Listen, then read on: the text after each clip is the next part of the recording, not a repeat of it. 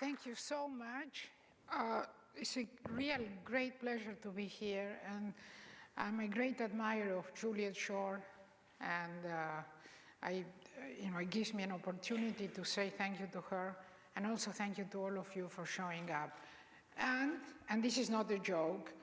I'm not sure I will be able to do this talk because I feel a little bit lightheaded, and it may be that I have a touch of food poisoning. So you just stay with me, and if I start vomiting, look the other way. We have a bucket here. Right. So the first slide is very simple, but it's not as simple as it looks. We're not just dominating the world, but we are the largest geological force in the planet because we're changing the atmosphere, the oceans, and the complex web of species that makes life on Earth with the orange question on climate change. Creating global risks, of which climate change is just one, but the biodiversity extinction may be at least as serious, perhaps more, as well as the clean water scarcity and life in the oceans, which is going extinct. And the question becomes whether we can avoid our own extinction. Everybody thinks about it, but they don't know what to do, so they stop thinking. But I'm going to get into that. And you heard it from other people in this meeting itself, that time is not on our side. There is an urgency with which we're called to respond to the climate question. And the reason is that these catastrophic risks are not reversible.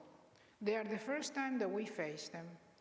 And furthermore, unless we take certain actions, and very, very soon, it may not be possible to stop. The global sea level rise threatens the survival of 43 nations, small island states. The polar caps are melting. We have record-breaking tornadoes, floods, droughts, and devastating fires, for example, in Australia, the oldest continent. With the UN saying in 2011 that there are 30 million climate migrants, and with the Pentagon, the US Pentagon, saying that climate change is perhaps the #1 national security risks. And the oceans, as I said before, they are the origin of life, all sorts of life, including in the sea vents, and they're going extinct. So naturally, we ask whether we are next. We need action now because we procrastinated too long.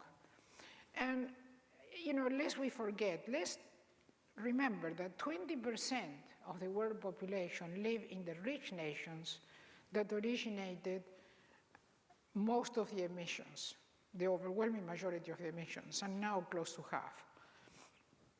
And within that, it is electricity, the energy from fossil fuels, the power plants, that generates almost 50% of the emissions. And 90% of that energy is generated by fossil fuels. These are fossil fuels power plants. Wait, it is a $55 trillion infrastructure, according to the International Energy Agency, and therefore it's not something that you turn on a dime. It's difficult, and it's lengthy, and it's really major. $55 trillion, the size of the world economy. Clearly, in that situation, only clean energy can be the solution. And just to understand, a country as resistant as the United States has now laws to decrease stationary sources, which are those power plants, emissions by 30%. And of course, there was a legal challenge, and it was ratified. This is leading to what's called the Anthropocene. So thousands of years from now, if a Martian came to the planet, they will see in the rocks that something happened here. The change we are producing is going to be documented in the rocks. It's geological. And for that reason, the geologists call this new era the Anthropocenes, with anthropos, of course, meaning us, humans. following the Holocene. And according to the geologists, I have been saying this for a while, but it turns out the geologists themselves give the starting date to 1945. What happened in 1945? That was the end of Second World War, the beginning of the peace period, and the creation of the Bretton Woods institutions that you may know more colloquially by the International Monetary Fund, the World Bank, the International Bank of Reconstruction and Development, the World Trade Organization, the first international financial and economic institutions the world ever saw. Conceived by Keynes, but realized and led by the United States. They led to the globalization of Western economics, and that is what I want to talk about. So I want to give you a very brief history of Western economics, and I think it's summarized by saying how an individualistic frontier society grows interconnections and the global commons. So far, Western economics, as you know, is based on markets, trading, and it is very individualistic because we are doing the economics of the individual, satisfying individual needs as if the rest of the world did not exist, lacking connections between people, lacking connections between the economy and the environment. When you read an economic newspaper or magazine, you rarely hear about the impact that this is having on the environment or vice versa. Lacked connection across generations. We rarely think about the future. In fact, we discount the future, exponentially discount the future, and that, in fact, is what Charlene Koopmans called the impatience axiom. That means that we take a fixed discount factor so that exponentially what happens tomorrow and the day after, etc., exponentially decreases in value until it disappears. Yet sustainable development requires building connections. Why? Because humans dominate the planet, and for the first time in recorded history, following an era of rapid globalization since 1945, we dominate planet Earth, connecting and changing the atmosphere, the bodies of water, and the complex web of species that makes life on Earth. This means natural resource limits that are coming very close to our face and can't be ignored. As we reach natural resources and environmental limits, the survival of humankind is at stake because we need to survive. We can't survive for more than a few weeks or months without food. We can't survive for more than a few days without water. And we cannot survive for more than a few minutes without air. And yet, we are destroying the clean air, the clean water, and our food. So the question to all this is whether Western economics can adjust, whether markets can become sustainable. So this is a humble slide. This is a good joke, actually, but because I'm not feeling that well, I will leave it to you to decide whether it's a good joke or not, but how to do it. Normally, I make good jokes and people laugh, but I'm not feeling totally well today. I just wanted you to know just in case. So the changes needed in order to implement sustainable economics are change economics, change the notion of GDP, so we measure economic progress differently, and change international law. And here I gave the UNFCCC process, and we heard today excellent presentations at lunch from people on this. Now, you may think this seems impossible. By the way, it may be impossible, but I want to say it's not impossible. We may not do it, but it's not impossible. We can do it. And I want to talk about the Kyoto Protocol of the United Nations, because although it is international law, and it won't cease to be international law, at the end of December of this year, the limits on emissions that it created expire.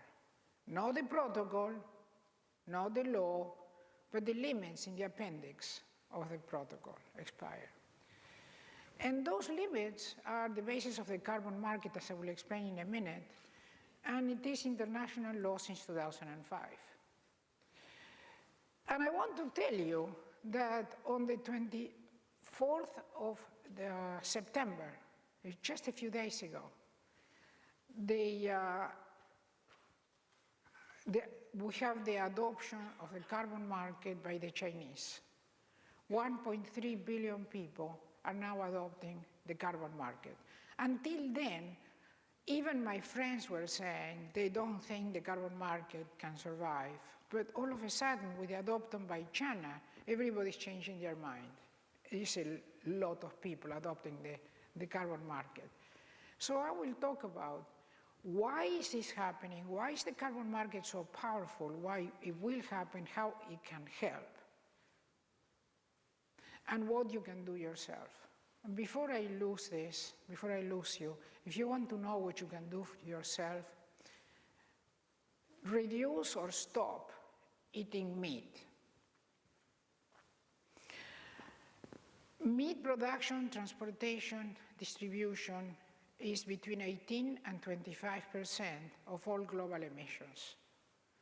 So if you want to do something that can have a radical effect, stop eating meat. It happens also to be a very unfriendly thing to do to the creatures that share this earth with us. So I wanted to talk about the carbon market and say, what do I mean by the missing signal? And why do I say that it provides the missing signal? And, step by step, build this up. Well, first of all, the first sentence there says that if we destroy all the trees in Massachusetts and we convert them into toilet paper, the GDP will increase in value and we detect significant economic progress in Massachusetts. And yet, I don't think anybody would consider that significant economic progress. Incidentally, just to be totally clear, I have nothing against toilet paper. Actually, this is one of my best jokes, so I'm glad that you laughed. It's true, I don't have anything against toilet paper. So, but the point is that the reason the GDP increases and detects economic progress is because toilet paper has a market. And the wonderful, extraordinary services that trees provide and products by themselves, they don't have a market. So a standing tree doesn't have a market. A dead tree converted into toilet paper has much higher value. I call that the missing signal. There is something wrong there, and I use the missing signal because I think of Oscar Wilde, who once said that a cynic is somebody who knows the price of everything and the value of nothing. And I think that is true applied to economists. Economists we know the price of everything and the value of nothing. And the Oscar Wilde moment has come now where we had to try to line those up. And lining values, our values with prices, okay, the Oscar Wilde moment, that is the carbon market. And before I forget, just in case I have to use the bucket, I want you to know that in addition to the carbon market, we need a water market for the oceans. I can tell you what it looks like. I publish books on this. And we need a market for biodiversity. And in all cases, the result will be a transformation of capitalism and a transformation of what we call economic progress. Because a nation that has live forests, clean air, clean water, and biodiversity will have more GDP, will reflect more economic progress than the exact same nations that is not doing that. So why does the carbon market provide a missing signal? How does it do it? This I already mentioned that, which is that the way the market works is you put limits on emissions nations by nations, which expire, as it turns out, at the end of this year. They were an extension of the 2012 limits. The limits, not the protocol. But once you establish limits, then those who are above the limits have to buy the rights to emit from those who are below the limits. And in doing so, a price gets established. The issue here in establishing those limits has been continuously debated every December. And this December is not going to be any different between the rich and the poor. Who should abate? Who should establish? Who should put limits? Because Tony Blair once says, the problem of climate change is that putting limits on emissions is putting limits in economic growth, because the emissions come from power plants, which are energy, and energy equals development. So who should abate? The rich nations of the North, 20% of the global population that consume most of the world resources and have emitted most of the emissions until now in their process of industrialization, or the 80% of the population, the poor nations of the South, who actually today are extracting most of the resources, exporting them for consumption in the rich nations, but could cause most risk in the future. So let me talk a little bit about the carbon market, why this is a solution, how it works, why China adopted it, why there is no other way out, and how to go from here. This is a nice-looking slide that starts by telling you that the carbon market starts by limiting emissions for the globe as a whole, something that taxes don't do. And those who are dirty above their limits have to pay those who are clean, making clean energy profitable and dirty energy undesirable and expensive. These carbon markets are the missing signal that I was talking about before. And they could be somewhere between $25 and $60 per ton emitted, but they're not just prices for carbon. They can change the entire global economy. The reason they can change the entire global economy is because everything is made with energy. This is made with energy, this is made with energy, this is made with energy, your cars are made with energy. Therefore, if we all of a sudden make clean energy more profitable, we change the global economy. And if you do the statistics, you'll see that the only nations that decreased emissions since the year 2005 were the nations that traded in the carbon market. The rest increased. And there are various statistics, but the World Bank gives statistics that has varied, as I said, but it's approximately 30% of the emissions of the nations that participate in the carbon market have been reduced, 30% reduction. The rest of the nations in the world went up. There is also no participation by the poor nations because they don't have limits, so they cannot trade. And they don't have limits because when the protocol was written, and when I wrote the carbon market into the Kyoto Protocol, their contribution to the global emissions was so small that you didn't want to handicap further their fight against poverty by forcing them to limit their emissions, and it didn't matter. But things are changing rapidly, with China being a huge nation that has the largest emissions now. I forgot to mention, I'm not feeling very well, I forgot to mention that there is a mechanism that allows the developing nations to participate in this process. That's called the Clean Development Mechanism, or CDM, and it rewards financially the nations through the money from the Kyoto Protocol with credits, those projects in developing nations that decrease emissions. So even though they are not forced to limit emissions, they are given a strong incentive to do so through credits that can be cashed in the carbon market. So the carbon market, as I said before, is linked to the entire global economy. It's not something that is on the side. It changes everything and establishes new market prices and new values. So the reason the carbon market is a must and will be adopted and has been adopted by the European Union emission trading system and now by China, so that's the majority of the world right there, is because it caps emissions as we need to do, and it uses the market mechanism to provide incentives for the nations to regard economic progress as progress that keeps a clean atmosphere. And it gives a flexibility, so from 1 year to the next, you can go up or down, don't have to do the exact amount every year, each country, but the whole world is fixed.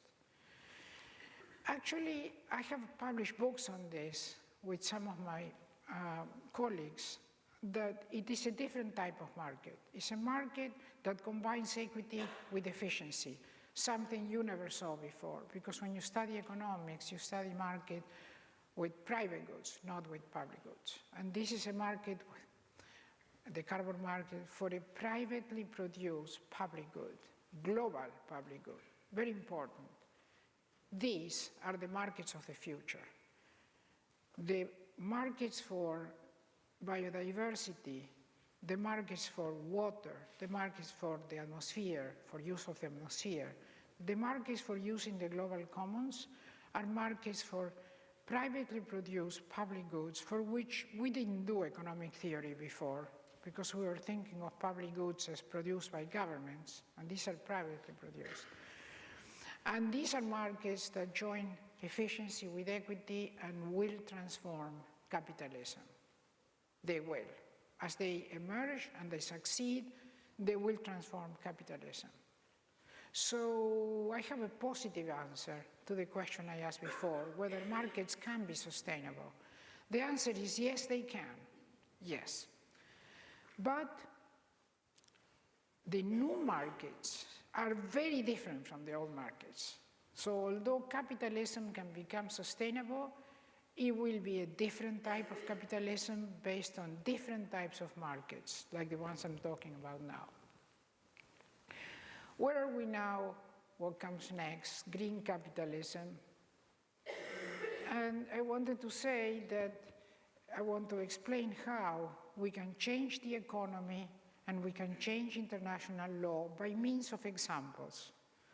The first example was the creation in the 1970s, when I started working in this topic in Argentina, in the Bariloche model, to answer the MIT model that was called Limits to Growth, that essentially was trying to say, as the title indicates, that there was a limit to the growth of the developing nations, because if they try to develop, they will destroy the resources of the planet. In defining basic needs for the first time, in creating the concept of basic needs, I was seeking to measure economic progress in terms of the satisfaction of basic needs of people, particularly, of course, people in the developing nations, not in terms of GDP. And this caught on. It was voted by 150 nations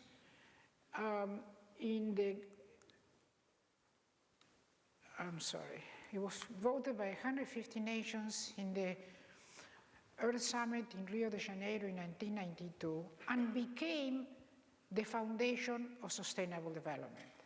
Sustainable development satisfies the needs of the present without preventing the future from satisfying its own needs.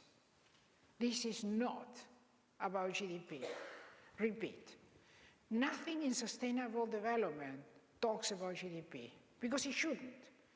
It's based on basic needs. In creating that concept in the world model of the world economy, the Bariloche model, we changed what economic progress means and addressed the satisfaction of basic needs of the majority of the population in the planet, the people in the poor nations, as the measure of economic progress from which economic development was created, sustainable development was created. This is a great slide.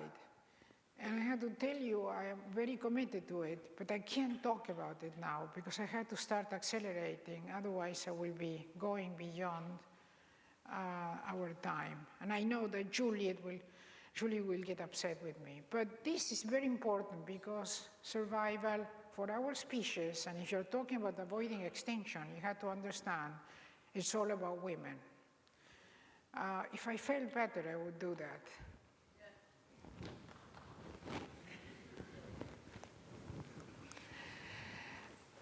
The question is what to do. As I said before, change international law and change economics, and we just have to do it for the survival of our species. So to change international law, I want to give you examples of how it can be done, how it has been done, and how it will be done, if I manage to finish this talk. 1974, as I said, I created the concept of basic need. It was voted by 150 nations, and even more important, in the year 2009, sustainable development that is based on basic needs was adopted by the G20, the first global group of nations that includes developing nations. That became international law. It was voted by 150 nations. Then in the creation of the carbon market, 160 nations voted the Kyoto Protocol in 1997. That was the first international agreement based on the creation of a market. We never had anything like that before. It's not an agreement that needs money to implement it. It brings money. It's a market. Never existed before. That was international law in 2005. And now, as I said, not only adopted by the European Union, but also by the Chinese. The Green Power Fund is something I created in Copenhagen 2009. And it was partly implemented as international law and was now called the Green Climate Fund. The change from Green Power Fund to Green Climate Fund is quite important because the Green Climate Fund doesn't have a source of funding and doesn't have a direction for the use of funding except mitigation, while the Green Power Fund had a source of funding and direction. And I will talk about that in a minute.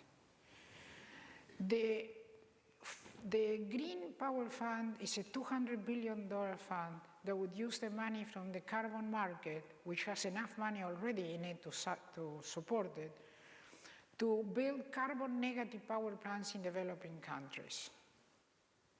And with 15 years at $200 billion a year, which means a total of $1 trillion in 15 years, we can resolve the problem of climate change. So what am I saying here? I'm saying that there is a way to solve climate change. We have the technology, we have the institutions. We just need to execute this. And it's difficult because people don't understand it, but it's starting to happen. The Green Power Fund will take the money of the carbon market, if it's allowed to continue because of you need the new limits after this December in Paris COP21, then the carbon market will generate enough funding and each dollar can be used for what I just said, building carbon negative power plants in poor nations. If you build those at the rate of $200 billion a year for 15 years, we clean the planet's atmosphere. That's the solution. It's not a mitigation, which is very important. It's not helping the poor people that in the 43 island nations that are going to go under the water. That has to be done. That's urgent. But it is a solution that cleans the atmosphere. So let's talk about that, and I may not be able to talk much more, but I will actually show you 2 videos if I just make sure that you guys have the sound. So we need political support for this, and it's starting to happen because there is no other solution than cleaning the atmosphere. What do I mean by that? The IPCC has published a fifth assessment report, page 191, goes in detail on the need to remove carbon already in the atmosphere. Let me repeat. We no longer may solve the problem by reducing emissions, reducing the flow. Now we have to go to the carbon that is already in the atmosphere and remove it, the stock. That, according to the IPCC, is now necessary to preventing catastrophic climate change. That doesn't mean that reducing emission is not needed. It is needed. But in the short run, we have to remove that carbon from the atmosphere. Luckily, we have the technology. I have been busily creating that technology in a firm called Global Thermostat, and you will see a little bit about it in a video that Scientific American did about this firm. This is the firm that Julie mentioned, was just awarded by Fast Company magazine, was selected the world's top 10 most innovative company in energy. And it gave me the award also at the Yale Club in New York as the 2015 CEO of the Year. I'm not used to these awards, but they are there because this is very important. So I did say we had to change economics. I know that this is very important. I honestly don't have a lot of energy to talk about this now. I'd love to talk about it. The economics exist, providing missing connections between the people with the environment, between the present and the future. Sustainable development was created formally. It's no longer what is sustainable development. In fact, I published an article called What is Sustainable Development? And I provide the parallel axioms, and that was in 1996, parallel axioms to the axioms of neoclassical economics for sustainable development. So it has solid theoretical and empirical foundation. Then we have axioms for sustainable development that you can see here that deal with how not to discount the future and still have a very solid economic theory as appropriate for doing cost-benefit analysis, for doing intertemporal choice, optimal growth theory, and everything that is the foundation of neoclassical economics for sustainable economics. All of this has been created. I wanted just to point out that these new markets change GDP. They change GDP because if you have two identical nations, the one that has dirty energy will have to pay, the one that has clean energy receives funding, and therefore the economic progress of the clean nation is measured higher by GDP than the one for a dirty nation. GDP changes.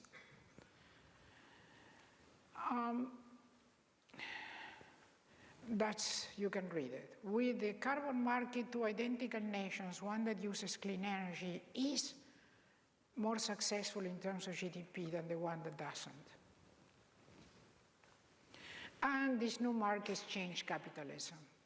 So this is the tail that wags the dog. I asked the question, can markets become sustainable? The answer is yes, but there are no markets. So these are markets for trading the rights to use the global environment and put our limits on our ability to do so. These new markets measure GDP differently, measure economic progress differently, sustainably, and it is more about the sustainability of the human species than the immediate profits. This is what I call green capitalism in the 21st century, and these are the items that define it. There is an international law and economics both provide the basis, theoretically and in practice. There are new markets There are new forms of growth theory, cost-benefit analysis, new measures of GDP, and new international law. We now need to implement it through the carbon market, water market, and biodiversity market in the COP. And the type of economics that we are now going into, if we're going to survive, is economic that goes from maximizing profits to economic progress that ensures the survival of the species. But having said that, it's all very nice, but this is urgent. We have to do something now. So 6 years ago, I decided to create a technology which now has 16 patents, and it is operating in Silicon Valley. And you're welcome to come and visit it at the Stanford Research Institute, which is the most well-known and respected technology campus in Silicon Valley, SRI, 333 Ravenswood Avenue. You can see the technology operating there, has 16 patents, has used $30 million, and it now has commercial contracts that is delivering on. This is a picture of that technology. As it is, you can see it. You can go to SRI and see this operating. It's 10 feet by 15 feet by 35 feet high. And it's cleaning a power plant, but it's also carbon negative. What do I mean by carbon negative? That you attach it to a power plant, and the power plant not only produces electricity, but at the same time cleans the atmosphere. That turns around the equation, where more growth no longer means a dirty atmosphere. Now you can have more economic growth, more energy for economic growth, and clean the atmosphere, seriously do so. And I can show you the numbers on how to do that. This is from the IPCC path for the future. I have worked as the US lead author for the IPCC, and the IPCC now recommends this type of technology. In fact, it's the only technology that exists right now at this level of maturity for cleaning the atmosphere and removing carbon from air profitably. Closing the carbon cycle makes coal plants carbon negative, and these are the steps. This is a graphic of what you saw before. On the top position is capturing, on the bottom position is releasing the CO2. The CO2 is then used for very valuable markets. It's used for beverages, Coca-Cola, food, dry ice, McDonald's. It's used for enhanced oil recovery. It's used for synthetic fuels, for the production of plastics, production of graphene, for a very large number of applications, and you're going to see more of that soon. This is the first pilot plant that was constructed in 2010. This is the second one that is taking CO2 both from air and from a power plant. These are the companies, the top companies in the world that are our partners. The largest chemical company in the world, BASF, Corning, the largest producer of monolithic convectors, SRI International, as I said, where the internet was created, 333 Ravenswood Avenue. Come and see it. It's very close to Stanford University in California. And these are examples of applications. I'm going to accelerate here about closing the carbon cycle because I want to tell you that this type of technologies help to create green capitalism, and I want you to see this too. In the atmosphere, carbon dioxide is a potent greenhouse gas, and as CO2 levels rise, we're inching ever closer to catastrophic climate change. But here on the ground, carbon dioxide is a valuable commodity in multiple large and emerging industries, including enhanced oil recovery, synthetic fuels, and industrial gases. The market for CO2 on Earth is nearly $1 trillion. CO2 is in high demand and increasingly short supply. Global Thermostat is commercializing and has built operating plans of a multi-patented technology that economically captures and concentrates CO2, enabling its profitable sale and reuse, making money while reducing harmful emissions, cleaning the atmosphere, and helping to close the carbon cycle. GT is the first and only company that can capture CO2 from both industrial smokestacks and also directly from the air, and it can do so at remarkably low cost. Recently, the UN found that capturing CO2 directly from the air, as Global Thermostat does, is the only way to avert catastrophic climate change. In short, GT turns pollution into cash, transforming carbon dioxide from a global liability into an immensely profitable asset. It accelerates the transition to a renewable energy economy.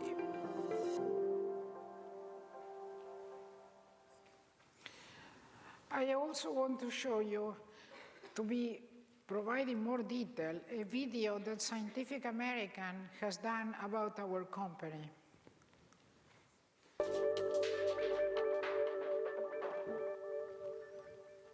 Carbon dioxide. Carbon dioxide. Greenhouse gas, carbon dioxide. CO2 is the gas everyone loves to hate.